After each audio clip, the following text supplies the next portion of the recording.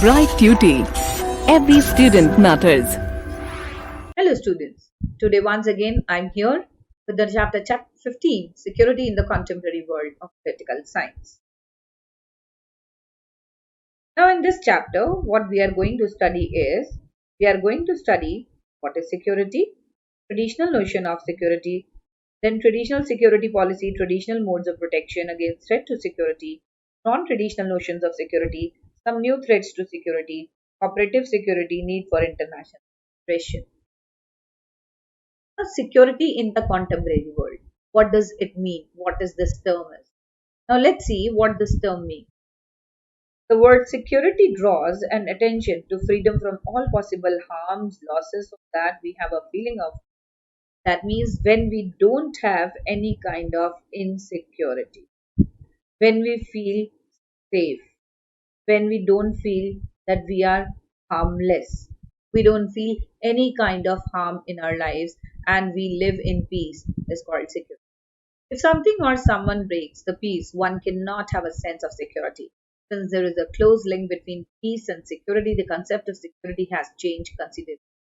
Now, many dangers they around us, but we concentrate here on few extremely dangerous to the peace of ordinary citizens, the peace of a country, and the world peace. Let's see what these are. There should be no threat to use of force against the territorial integrity. Then the states should encourage settlement of disputes by mediation or other peaceful means. Disarmament has always had a prominent place in all such matters that would be. There are few more threats to security existing now, such as terrorist acts, civil wars, ethnic conflicts, poverty, human rights violation. Terrorist acts, you all know, like terrorism is itself a big danger for the citizens. Then civil wars, like the example of Sri Lanka, you all know the war between two communities. Then ethnic conflicts. Then poverty, it's a very big question for us. Then human rights violations, like when the people are exploited for their human rights.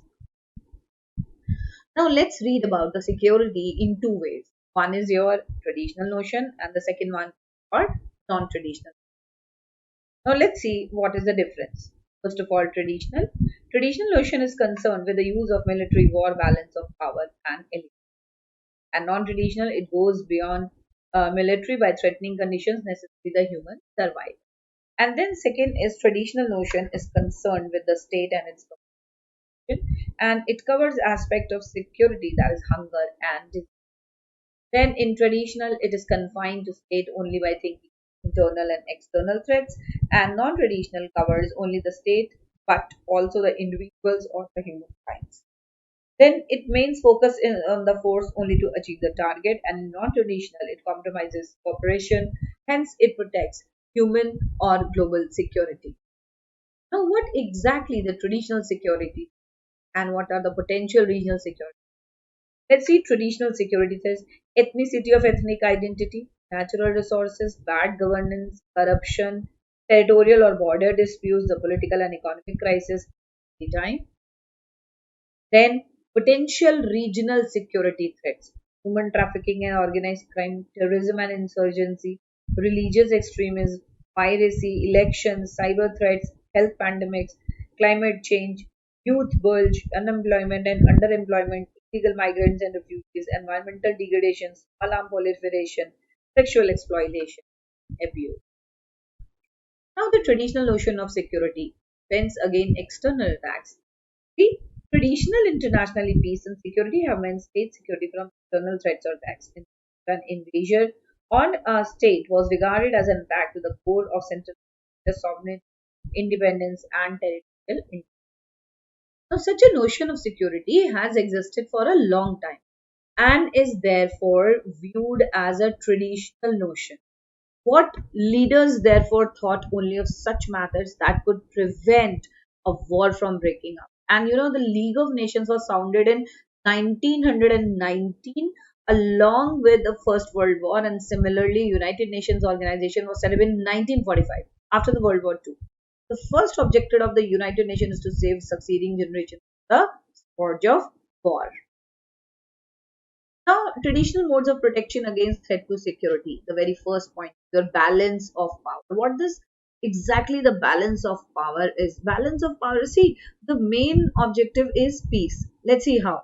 The traditional relations among nation states are often explained in terms of balance of power, and it rests on the idea that peace is more likely where two groups of nations are of equal military and political power.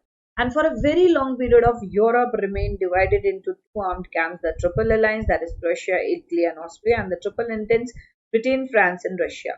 According to some historians, the balance of power system prevented seven wars between 1871 to 1914. When the delicate balance was disrupted, it led to the First World War in 1914. And after the Second World War, balance came to be maintained through the technique of alliance. Cold War rivalry between the United States and the Soviet Union, Russia involved security arrangements called alliances. And in Europe, the creation of North Atlantic Treaty, that is NATO, this we have read in Cold War, in 1949 was very quickly followed by the Warsaw Pact. And another treaty organization in 19. And in Southeast Asia, there came up another military alliance that is called SEATO, and a shared sense of external threat consisted a key factor dividing states towards military alliances. National interest guided the formation of alliances, and after Soviet Union's invasion of Afghanistan in 1979, the United States led support to Islamic militants by Osama bin Laden. But after the 11 September 2001 attack on the World Trade Center, the United States vowed that she would not root out the Talibani government in Afghanistan. Now, the Security Council.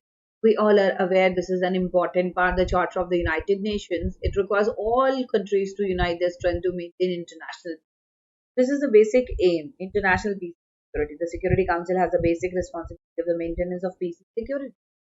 When peaceful measures such as negotiation or mediation did not succeed, the Security Council resorted to military action, and thousands united troops had been active in various trouble spots such as North Korea, Congo, Cyprus, Lebanon. But the Cold War made Security Council actions extremely controversial.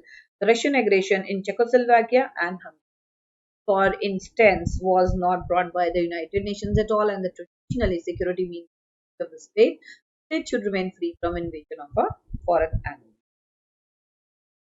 Now, the arms control or disarmament, and arms control has always been regarded as an effective measure. This very effective measure, what? That arms control. To build confidence among the nations and to promote peace. These proposals were put forward in the 19th century for limiting and reducing certain kinds of weapons, but only in the 20th century they began to bear fruit. And there have been some significant achievements in the 1960s with regard to controlling chemical, biological, and nuclear weapons.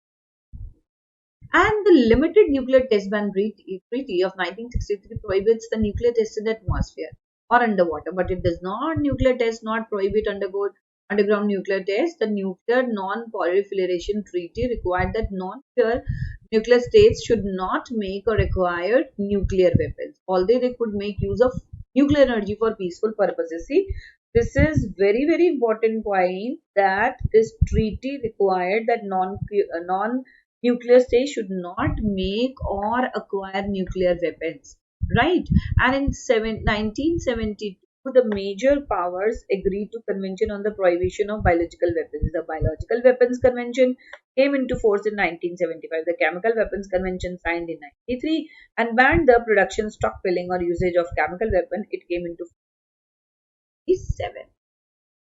Now, the confidence building measures. Traditionally, security also implied confidence building measures, which would give a feeling that what national leaders or rulers are saying is correct. Some such measures are as follows. The nuclear states should agree not to target the nuclear missiles at each. This is the way of telling others that they would not be the victims of self-attack. If you remember, the Cuban missile crisis was the same case. And in August 1999, India made public her nuclear doctrine. It stated that the India would not be the first to initiate a nuclear war. And such an assurance from other nations could be a real good measures towards the confidence building. All member nations should given the United Nations every assistance in any action it takes to maintain the peace and security in the world. Now let's talk about the traditional notions of internal security. Traditional security must concern itself with internal security, which has not been given so much importance due to many reasons.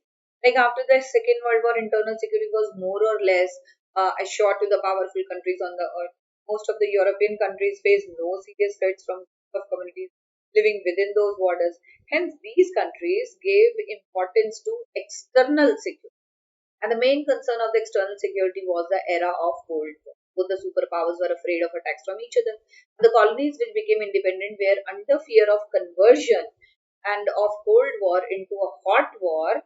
The newly independent African and Asian countries were more worried about the prospect of military conflict with the neighboring countries. And they were worried about the internal threats from the separatist movement, which wanted to form independent countries. Now, what happened? Non traditional notions of security. We have already seen that during the last 70 years, more people have died in local or internal conflicts than in wars between. Therefore, notions of security have also changed. Scholars drew attention to the elements. Now, the internal security is also very important. Now, what is being secured? In other words, the writers brought to our attention the concept of human security. Then, what are the possible threats to human security? What should be our approach to the security under these conditions? In other words, subject of security needs to be analyzed in a new spirit.